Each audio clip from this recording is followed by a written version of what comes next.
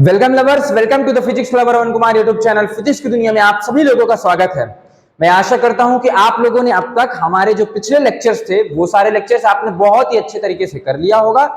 आज हम एक नया टॉपिक पढ़ने वाले हैं। आज का जो हमारा टॉपिक है वो क्या है बच्चों? कंबाइनेशन ऑफ सेल, यानी हम सेल के कंबाइनेशन को पढ़ेंगे। सेल का कंबाइनेशन हमारे पास सीरीज यानी श्रेणी क्रम में भी हो सकता है और पैरेलल में भी हो सकता है यानी समांतर क्रम में भी हो सकता है। हमें रेसिस्टेंस वाला पता है कि भैया अगर रेसिस्टेंस सीरीज में होते हैं तो उसे हम क्या करते हैं, R टोटल बराबर R1 प्लस R2 होता है, और अगर हमारे पास पैरेलल होता है तो 1 अपॉन R टोटल बराबर 1 upon R1 plus 1 upon R2 होता है। ये हमारा रेसिस्टेंस वाला था।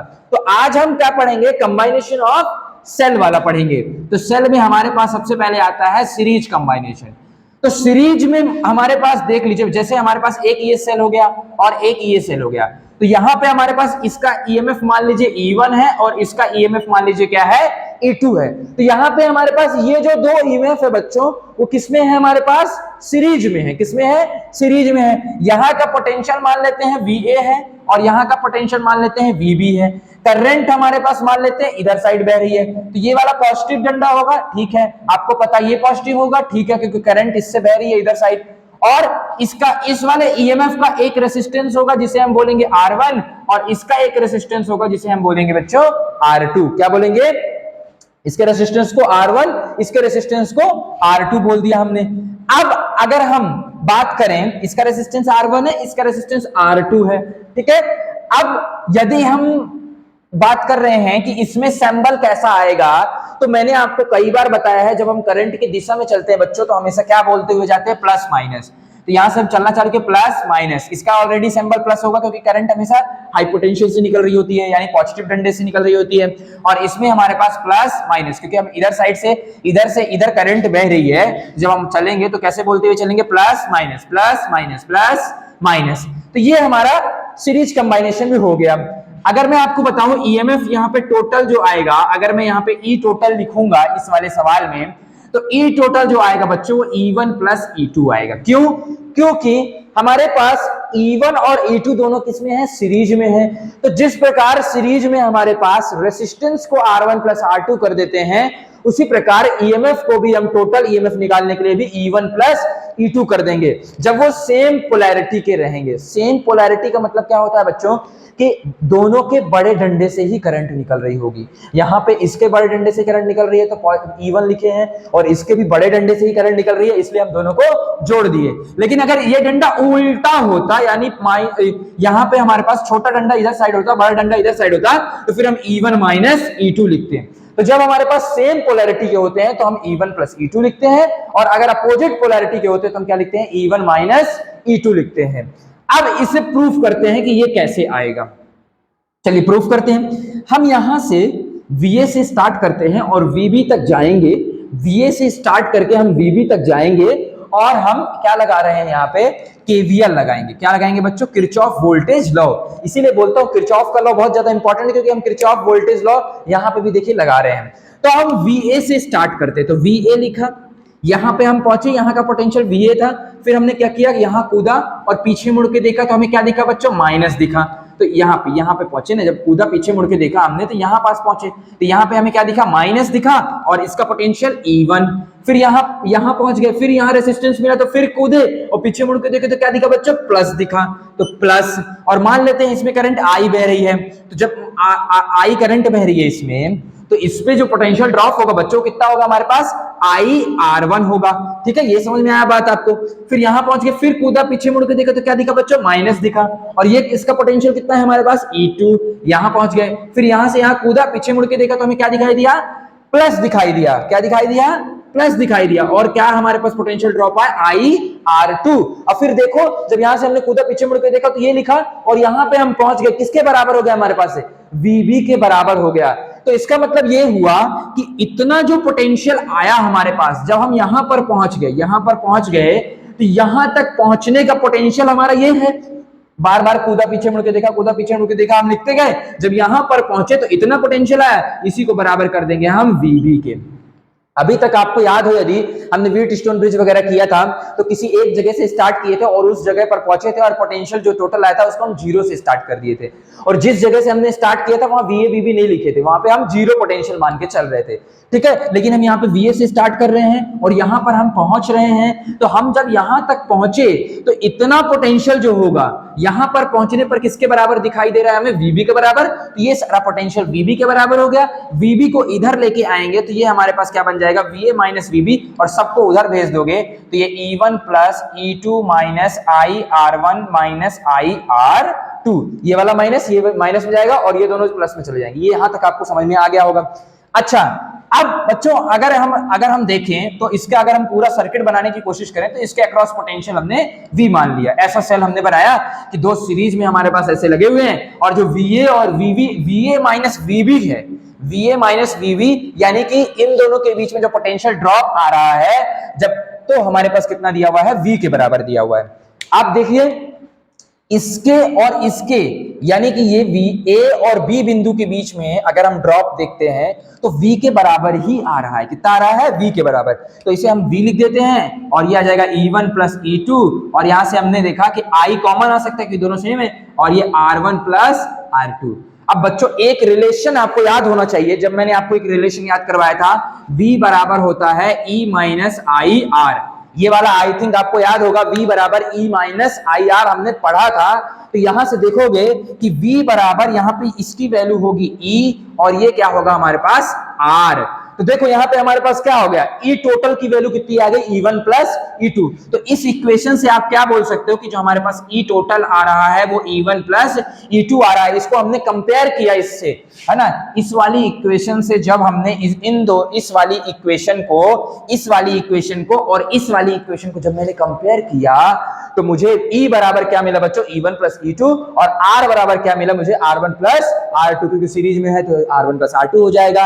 और हमारे पास सीरीज में अगर EMF दिए हुए हैं और अगर सेम पोलैरिटी के दिए हुए हैं, सेम डंडे से करंट निकल रहा है, तो उनको EMF को हम क्या कर देंगे बच्चों, जोड़ देंगे, यानी E1 प्लस E2 आ गया। यहां तक समझ में आ गया। चलिए अब आपको आई थिंक समझ में आ गया होगा कि क्या आएगा हमारे पास, E1 प्लस E2 आएगा अगर सीरीज में दिया हुआ है। अब मान लीजिए थोड़ा सा मैं एक चीज और आपको बता दूं, अगर हमारे पास सीरीज में ही है लेकिन बहुत सारे दिए हुए हैं, एक नहीं बहुत सारे EMF दिए हुए हैं और सारे सेम दिए हुए हैं, तो उस वक्त हम शॉर्ट फॉर्म क्या लगा सकते हैं, हमारे पास एक EMF ये दिया हुआ है, इसका E दिया हुआ है, इसका रेसिस्टेंस R1 है, फिर एक दूसरा E दिया हुआ है, दोनों इसका भी, जैसे अभी हम E1 E2 ले रहे थे, अब E है, इसका भी E है, और इसका रेसिस्टेंस हमारे पास R2 दिया हुआ है, ये भी हमारे पास E है, इसका रेसिस्टेंस R3 दिया हुआ है। इस तरह हमारे पास बहुत सारे हैं, यन है ना, यन दिए हुए हैं, टोटल बहुत सारे दिए हुए हैं हमारे पास, यन दिए हुए मतलब E1 E2 E3 बहुत सारे दिए हुए हैं, और सारे क्या है हमारे पास,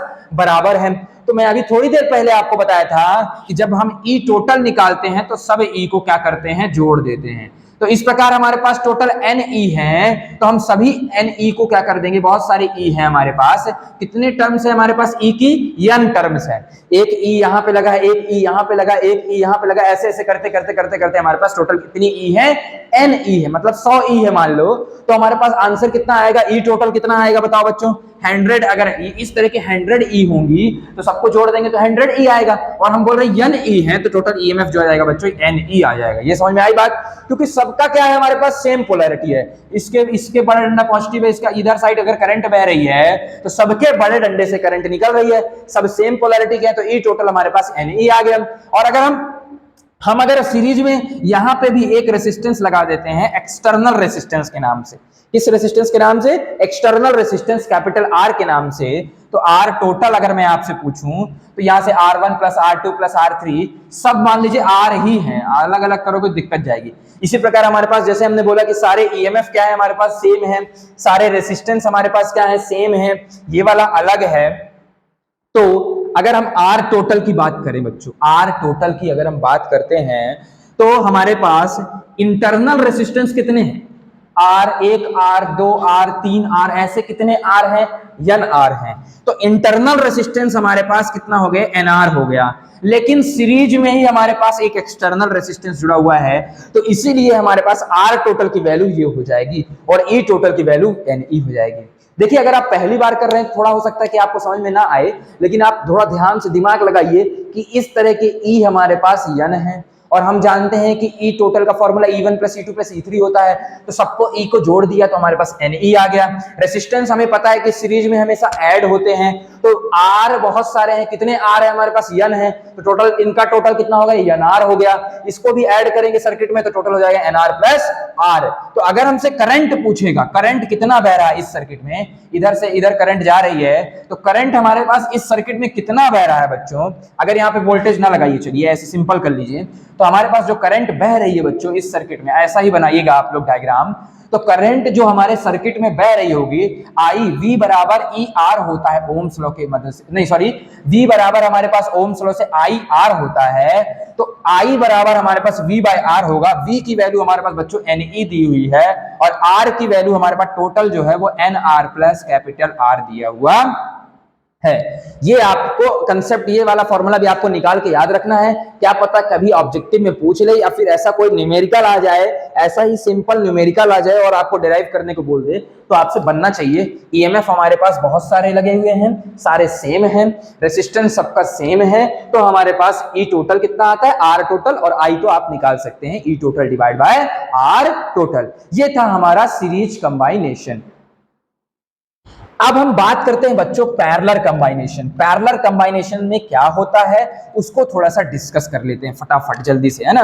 तो पैरेलल कंबाइनेशन में क्या होगा बच्चों, हमारे पास जो ईएमएफ होंगे उनको हम पैरेलल में जोड़ेंगे, यानी हम उनको समांतर क्रम में जोड़ रहे होंगे, उन्हें हम श्रेणी क्रम में नहीं जोड़ेंगे। देखिए पैरेलल कंबाइनेशन, अगर हम पैरेलल कंबाइनेशन करते हैं तो क्या होता है, हमारे पास एक ईएमएफ हमने E1 लिया, इसको ऐसे किया, इसका रेसिस्टेंस हमारे पास R1 हो गया, फिर इसी के पैरेलल में जैसे हमने एक ऐसा लिया, इसको ऐसा ले लेते चलिए, और एक ईएमएफ हम ऐसा ले लेते हैं E2 नाम से, और इसका रेसिस्टेंस हम बच्चों कर देते हैं R2, और यहां से हमारे पास क्या होगा, इस तरह से हमने दोनों को पैरेलल कर दिया।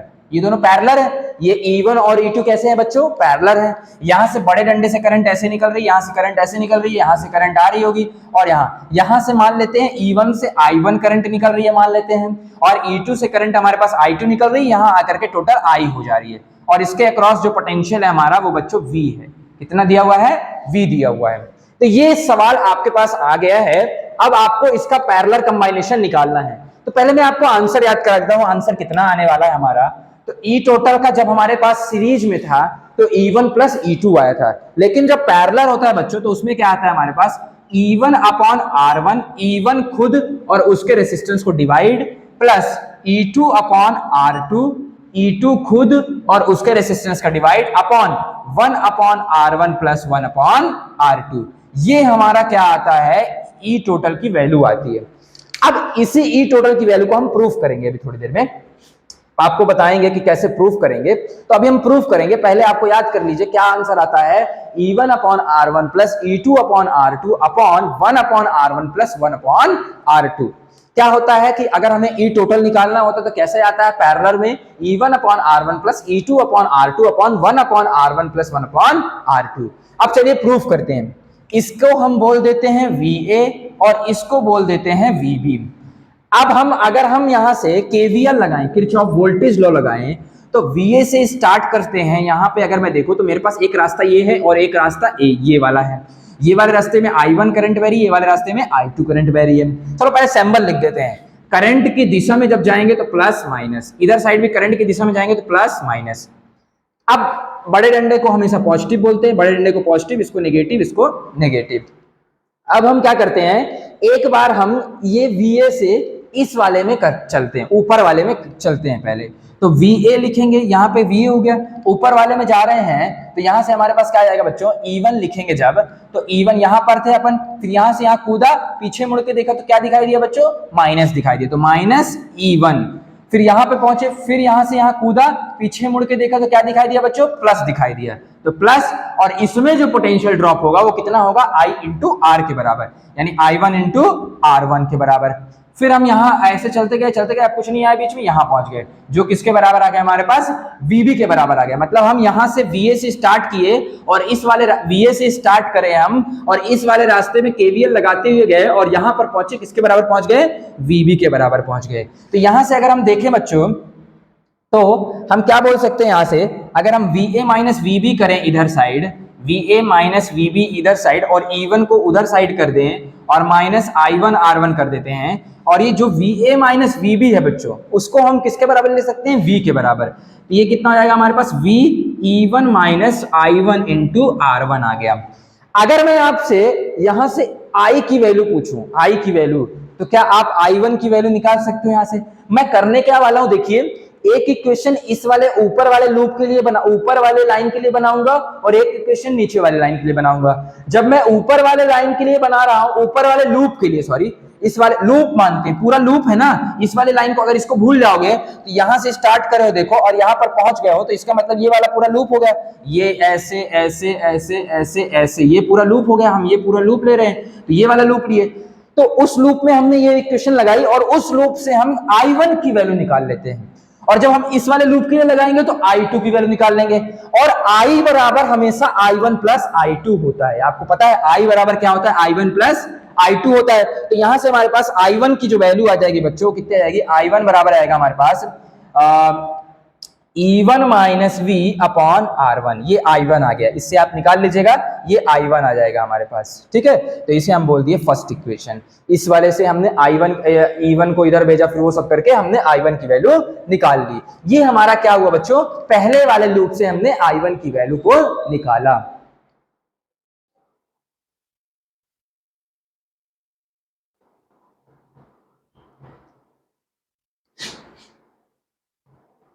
ठीक है, अब I1 की वैल्यू निकाल ली है ऊपर वाले में लगा करके, अब नीचे वाले में लगाते हैं। चलिए नीचे वाले लूप में, जब अपन नीचे वाले लूप में लगाएंगे तो हमारे पास कितना आएगा, यहां से देखिए VA। अब यहां से इस वाले लूप में चलते हैं, तो यहां पहुंचे, फिर यहां कूदा, पीछे मुड़ के देखा तो क्या दिखाई दिया, माइनस, और E2 यहां पहुंचे, यहां से यहां कूदा, पीछे मुड़ के देखा तो क्या दिखाई दिया, प्लस I2 इंटू R2, क्योंकि करंट R2 बह रही है। फिर यहाँ पे हमारे पास एक किसके बराबर आ गया, VB के बराबर आ गया। जब हम फिर से करेंगे तो VA माइनस VB बराबर E2 minus I2 into R2, तो यहाँ से इसको हम V लिख सकते हैं, तो V बराबर E2 minus I2 into R2। तो बच्चों यहाँ से अगर आप I2 की वैल्यू निकालेंगे तो I2 की वैल्यू आएगी E2 minus V upon R2, ठीक है। देखो आप चाहे तो सिमिलरली भी लिख सकते थे कि I1, देखो E1 की जगह E2 आ गया, R1 की जगह R2 आ गया, ये I1 और I2 की वैल्यू आ गई हमारे पास। अब हमारे पास क्या होगा कि हम जानते हैं कि जो I है हमारे पास, ये जो I आ रही है वो I1 और I2 का I1 प्लस I2 के बराबर है, ये I1 प्लस I2 के बराबर हो गई। और अगर हम बात करें I1 प्लस I2 की वैल्यू लिखते हैं तो ये किसके बराबर है, E1 by V upon R1 plus E2 by V upon R2। अच्छा, जब हमने सीरीज वाला बच्चों डेरिवेशन किया था तो उसमें हमने देखा था, हमने पूरी जो इसको सॉल्व करने के बाद जो जनरल इक्वेशन आई थी उसे हमने क्या लिखा था, V बराबर E माइनस आई आर के फॉर्म में लिखा था ना, इस फॉर्म में लिखा था, और बोल दिया था कि E जो होगा यहां पास जो आएगा वो E टोटल कहलाएगा। तो इस इक्वेशन को भी इसी फॉर्म में लिखते हैं। चलिए I और पहले हम क्या करते हैं, I बराबर हमारे पास यहां से क्या आ गया, E1 बाय R1, R1 को दोनों जने के साथ कर दिया हमने। जैसे मान लीजिए यहाँ पे लिखा हुआ है मैथमेटिक्स में 2 माइनस 3 बाय 3 लिखा हुआ है, तो इसको अलग अलग किया जा सकता है, 2 बाय 3 माइनस 3 बाय 3, ऐसा इसे लिखा जा सकता है। तो सेम उसी प्रकार हमने क्या किया, इसको भी ऐसे V बाय R1, R1 इसके साथ भी कर दिया, R1 इसके साथ भी, प्लस R2 इसके साथ भी, E2 बाय R2 और माइनस V बाय R2। अब आपको पता है V वाला टर्म इधर साइड होना चाहिए, तो V वाले दोनों टर्म को, ये और ये टर्म को इधर साइड ले लो और I वाले को उधर भेज दो, तो हमारे पास कितना आएगा बच्चों, I वाले को उधर भेजेंगे तो इधर प्लस में है, उधर जाके माइनस में हो जाएगा, और ये माइनस में है, ये भी माइनस में, इधर आके प्लस में। तो V by R1 plus V by R2 बराबर E1 by R1 plus E2 by R2 और माइनस I। यहां तक आई थिंक आपको समझ में आ गया होगा। अब हमें इधर साइड केवल V रखना है, तो V को कॉमन कर लीजिए, तो हमारे पास 1 upon R1 plus 1 upon R2, और यहां से बराबर E1 by R1 plus E2 by R2 upon 1 upon, ये अपॉन में नहीं है अभी, है ना, और माइनस I। अब बच्चों हमें इधर साइड जब इस फॉर्म से अगर कंपेयर करना है तो इस फॉर्म में v इधर साइड होना चाहिए, बाकी टर्म को उधर भेज दो। तो ये वाले टर्म को इधर डिवाइड कर देंगे तो v बराबर हमारे पास क्या आ जाएगा, e1 plus e1 by r1 e2 by r2। ये वाले टर्म पूरी इससे डिवाइड होगी और इससे भी डिवाइड होगी, क्योंकि जब इधर कोई भी चीज मल्टीप्लाई में होती है तो उधर जाके डिवाइड में होती है। ये वाली पूरी टर्म इधर डिवाइड हो जाएगी तो 1/r1 प्लस 1/r2 और माइनस आई, और इसमें भी ये वाली टर्म क्या हो जाएगी हमारे पास, डिवाइड हो जाएगी 1/r1 प्लस 1/r2। ये हो गया हमारे पास, देखिए v is equal to e minus I R. अगर हम यहां से देखें तो ये हमारे पास क्या है बच्चों, ये हमारे पास क्या आ गया, अगर हम देखें तो हमने बताया था ना शुरुआत में आपको कि ई टोटल की जो वैल्यू होती है वो E1 by R1 plus E2 by R2 upon 1/R1 plus 1/R2। तो अगर इस इक्वेशन को इससे कंपेयर करेंगे तो ये वाली जो टर्म है वो क्या है हमारे पास, ई टोटल है, और ये किसके बराबर है हमारे पास, I इंटू आर के बराबर है, आर टोटल के बराबर है, आर टोटल। क्योंकि अगर हम इसमें आर टोटल की वैल्यू निकालेंगे 1/R टोटल करेंगे बच्चों तो वो किसके बराबर आएगा, आप देख सकते हैं दोनों पैरेलल है तो 1/R1 प्लस 1/R2 आएगा, है ना, ये आएगा। अगर हम इसको रेसिप्रोकल करते हैं, इसका अगर हम उल्टा आर टोटल की वैल्यू निकालते हैं यहां से, तो आर टोटल की वैल्यू मतलब होगा कि इसका रेसिप्रोकल कर देना, यानी 1/R1 प्लस अगर हम यहां से आर टोटल की वैल्यू निकालते हैं इस वाले से तो हमारे पास वो इसके बराबर ही आएगी। क्यों आएगी, क्योंकि भैया अगर आप देखें तो देखिए यहाँ से मैं बता रहा हूं आपको, हालांकि ये तो आपको पता है जनरली कि वहां पे वो आर टोटल ही लिखा हुआ है। क्यों, क्योंकि अगर आपको यहाँ से आर टोटल की वैल्यू निकालनी है तो आर टोटल की वैल्यू निकालनी है, इसका मतलब इस वाली वैल्यू को पलटा देना है, यानी आर टोटल को पलटा, इस वाली वैल्यू को पलटा देना है, इसका मतलब इस वाली वैल्यू को पलटा देना है, तो इसका मतलब ये हो जाएगा 1/R प्लस 1/R2। ये आर टोटल की वैल्यू आ गई। तो यहाँ पे हमारे पास यही चीज ना लिखी हुई है 1/1 दिस, ये आर आ गया। तो देखो कुछ नहीं किया मैंने, केवल और केवल आपको कंसेप्ट याद रखना है। थोड़ा सा डिफिकल्टी जा सकती है, मैं पहले भी बताया था आपको सकती है, हालांकि डेरिवेशन इसका पेपर में आता नहीं है, बहुत रेयर केस में आता है। आपको ये फॉर्मूला याद होना चाहिए कि ई टोटल बराबर E1/R1 plus E2 upon R2 upon 1/R1 plus 1/R2। अगर डेरिवेशन आता है तो पहले इस वाले लूप में आपको केवीएल लगाना है, फिर इस वाले लूप में केवीएल लगाना है, इससे I1 की वैल्यू निकालिए, इससे I2 की वैल्यू निकालिए और I बराबर I1 प्लस I2 कर दीजिए, और अपने दिमाग में केवल इस वाले फॉर्मूले को फिट कर लीजिए जो हमने रिलेशन पढ़ा था, V बराबर E माइनस आई आर। तो इस फॉर्म में अब इस इक्वेशन को बनाना है, तो V वाली टर्म को हमें एक साइड लाना होगा और E और आई आर वाले टर्म को उधर साइड ले जाकर के हमने ये सब करके मैथमेटिक्स लगा करके इस वाले टर्म के फॉर्म में ला दिया और E टोटल की वैल्यू पता कर लिया। अब हम चलिए थोड़ा सा इसी पर बेस्ड छोटे न्यूमेरिकल करते हैं और कुछ सीखते हैं आगे। हम कुछ न्यूमेरिकल्स करते हैं तो हमारे पास क्या दिया हुआ है बच्चों, एक ये EMF दिया हुआ है और एक ये EMF दिया हुआ है, और इसका जो दिया हुआ है हमारे पास 5 वोल्ट दिया हुआ है और ये 3 वोल्ट दिया हुआ है ना, और इसका जो रेसिस्टेंस दिया हुआ है वो 2 ओम दिया हुआ है, और इसका जो रेसिस्टेंस दिया हुआ है वो भी 2 ओम दिया हुआ है। और हमारे पास इसमें अब हमें क्या करना है कि ये सर्किट बनी हुई है और इसी सर्किट में अपने को बताना है कि I की वैल्यू कितनी फ्लो हो रही है। तो आपको I निकालने के लिए आपको V is equal to I R Ohm's law का फॉर्मूला लगाना होगा। अब V टोटल निकालना होगा। तो देखिए यहाँ पे हमारे पास करंट की डायरेक्शन अगर ऐसे बनी हुई है कि हमारे पास करंट ऐसे फ्लो हो रही है, इसका मतलब ये भी पॉजिटिव और ये भी पॉजिटिव, दोनों का हमारे पास जो क्या बोलते हैं सिंबल है दोनों के बड़े डंडे का, वो हमेशा यहाँ पे पॉजिटिव है और दोनों सेम पोलैरिटी के हैं। तो यहाँ पे हम V की जगह क्या लिखेंगे बच्चों, V टोटल लिखेंगे, यानी कि हमारे पास 5 प्लस 3 यानी 5 3 8 वोल्ट आ जाए, 8 वोल्ट हमारे पास V आ गया।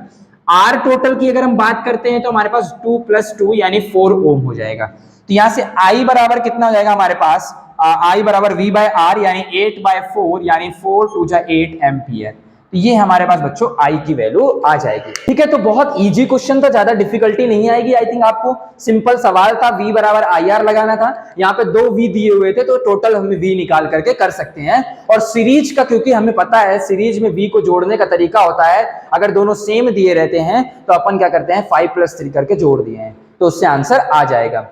अच्छा, अगर हमारे पास पैरेलल कंबाइनेशन दिया हुआ है, पैरेलल कंबाइनेशन, एक हमारे पास क्या दिया हुआ है, ईएमएफ हमारे पास ऐसा दिया हुआ है 2 वोल्ट दिया हुआ है और इसका रेसिस्टेंस हमारे पास 2 ओम दिया हुआ है, और अगर हम बात करें तो हमारे पास एक ये दिया हुआ है और एक हमारे पास दिया हुआ है 3 वोल्ट और इसका रेसिस्टेंस हमारे पास 2 ओम दिया हुआ है।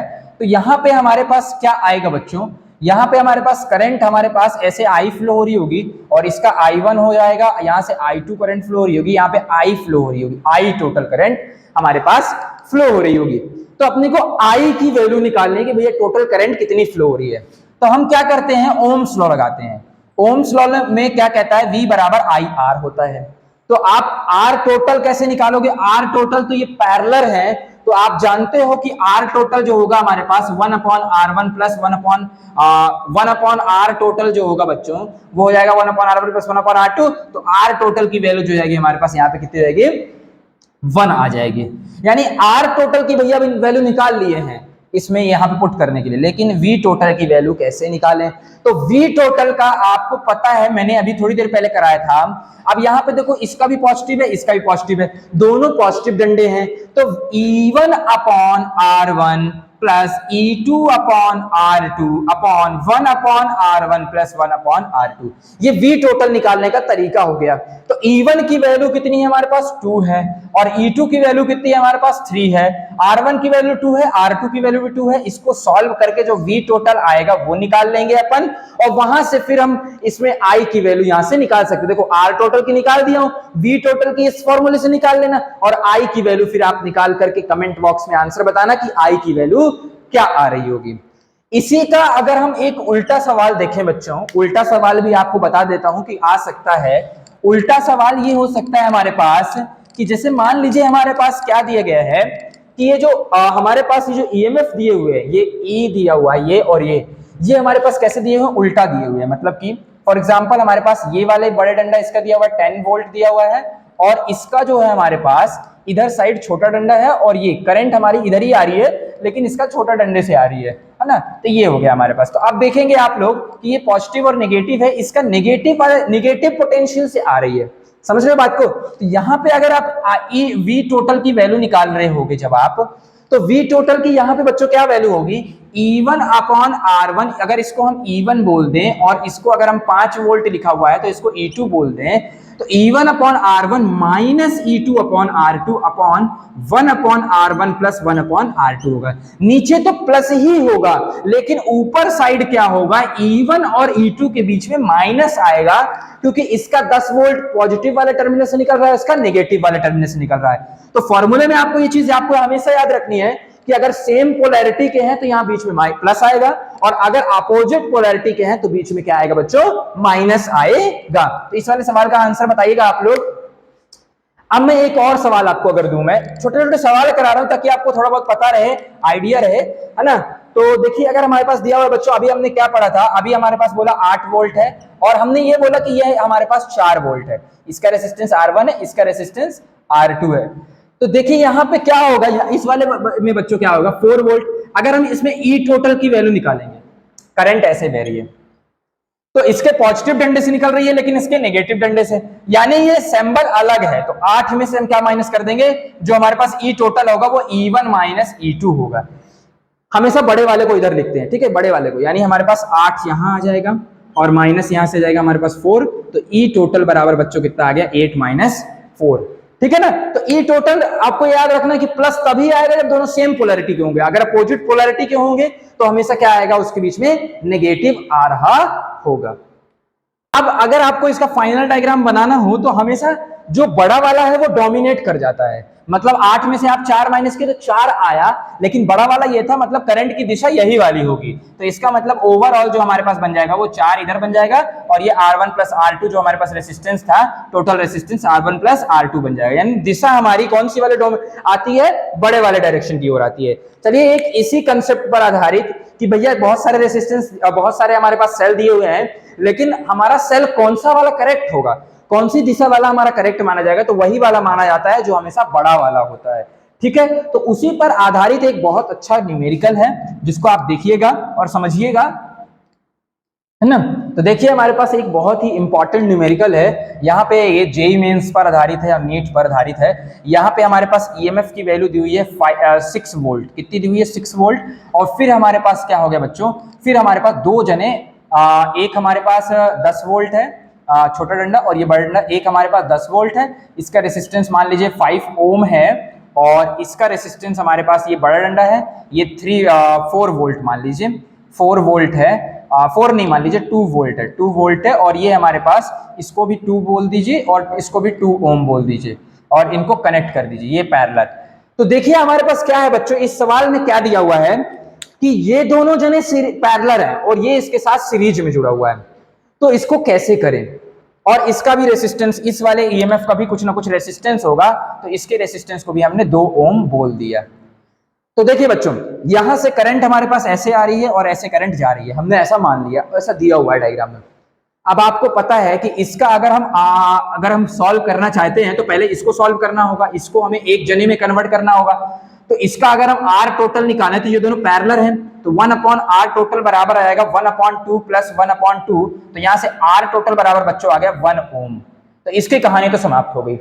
अब हमें वी टोटल निकालना है। वी टोटल का भैया आपने फॉर्मूला हमें बताया था, वी टोटल बराबर होता है E1/R1, लेकिन इसके छोटे डंडे से निकल रहा है इसके बड़े डंडे से, तो यहां माइनस आएगा E1/R1 upon E2/R2 upon 1/R1 plus 1/R2। तो ये इसकी वैल्यू तो हमारे पास कितनी है बच्चों, 1 है। और अगर हम इसको सॉल्व करें तो ये 1 है नीचे, और E1 की वैल्यू कौन सी वाली लेंगे, हमेशा इधर कौन सा वाला लिखते हैं, आपको बताया था मैंने, जब आप माइनस करोगे तो हमेशा बड़ा वाला पहले लिखना है। तो बड़ा वाला 10 वोल्ट है, तो 10/2 माइनस ये वाला हमारा कितना है, 2 है, तो 2/2, क्योंकि R1 और R2 की डिवाइड, तो यहां से हमारे पास 5 और यहां से हमारे पास 1, तो ये कितना आ गया बच्चों, 4 वोल्ट आ गया। तो यहां से हमारे पास इन दोनों का कंबाइनेशन अगर हम करें, इन दोनों को एक कर दें, तो हमारे पास कितना वोल्ट आ रहा है, 4 वोल्ट आ रहा है। लेकिन अब कहानी यही नहीं खत्म हुई बच्चों, बच्चे यहीं पे गलती कर देते हैं, देखना अभी ध्यान से देखना, यही तो गड़बड़ी है, यहीं पे तो गड़बड़ी करते हैं कि यहां तक तो समझ में आ गया भैया कि इसका 4 वोल्ट आएगा इनके कंबाइनेशन का। लेकिन भैया जब हम आप कौन सा वाला लिखें, किस तरह का चित्र बनाएं, इस तरह का चित्र बनाएं, इस तरह का चित्र बनाएं, कि छोटा डंडा पहले बना करके इस तरह का चित्र बनाएं। तो जब इन दोनों का कंबाइनेशन किए हो आप, तो आंसर 4 वोल्ट भले आया है, लेकिन चित्र हमेशा वही वाला, मैंने पहले भी कहा था, हमेशा जो ज्यादा वोल्टेज वाला होता है वो डोमिनेट करता है, ज्यादा वोल्टेज वाले की तरह चित्र बनाते हैं। तो 10 और 2 ज्यादा बड़ा कौन था, 10 वाला था, ये हमारा डोमिनेट कर जाएगा। इसका चित्र जिस प्रकार है उसी प्रकार बना दीजिए आप। तो यहाँ पे हमारे पास कितना बना हुआ था, 6 वोल्ट था ही सही, इसका रेसिस्टेंस हमारे पास 2 ओम था ही सही। इन दोनों को कंबाइनेशन करने के बाद जो बना हमारे पास, वो ये वाला चित्र बना, यानी छोटा डंडा पहले और बड़ा डंडा बाद में। और इसका जो रेसिस्टेंस आया था टोटल, वो कितना आया था, 1 ओम आया था, और ये जो आया है हमारे पास 4 वोल्ट आया है। अब आप देखिए ये दोनों किसमें दिए हुए हैं, सीरीज में दिए हुए हैं। तो सीरीज में ई टोटल का बच्चों क्या फॉर्मूला होता है, E1 प्लस E2, अगर सेम पोलैरिटी के हो, करंट इधर बह रही है, ये पॉजिटिव है ये नेगेटिव है, तो यहां पे देखो इसका बड़ा डंडा पॉजिटिव है, इसका छोटा डंडा है ना। तो देखिए इसके बड़े डंडे से करंट निकल रही है और इसके छोटे डंडे से करंट निकल रही है, तो अपोजिट पोलैरिटी के हो गए हैं। तो 6 में से -4 कर दिए तो आंसर 2 आ गया। ये ई टोटल की वैल्यू आ गई। आर टोटल की वैल्यू हमारे पास सीरीज में 2 और 1 3, तो 3 ओम आ गया। तो यहां से आई बराबर कितना आ गया बच्चों, V/R, यानी 2/3। तो यहां से हमारे पास ये आंसर आ गया। तो आपको ये सवाल भी बहुत अच्छे से कर लीजिएगा। इसको पहले इन दोनों को कंबाइन करने की कोशिश करेंगे, फिर इसके साथ सॉल्व करेंगे। बहुत इजी था, ज्यादा डिफिकल्ट नहीं है। आई थिंक आप ये एग्जांपल कर सकते हैं। मिलते हैं नेक्स्ट लेक्चर में, तब तक के लिए आप पढ़ते रहे और आगे बढ़ते रहे।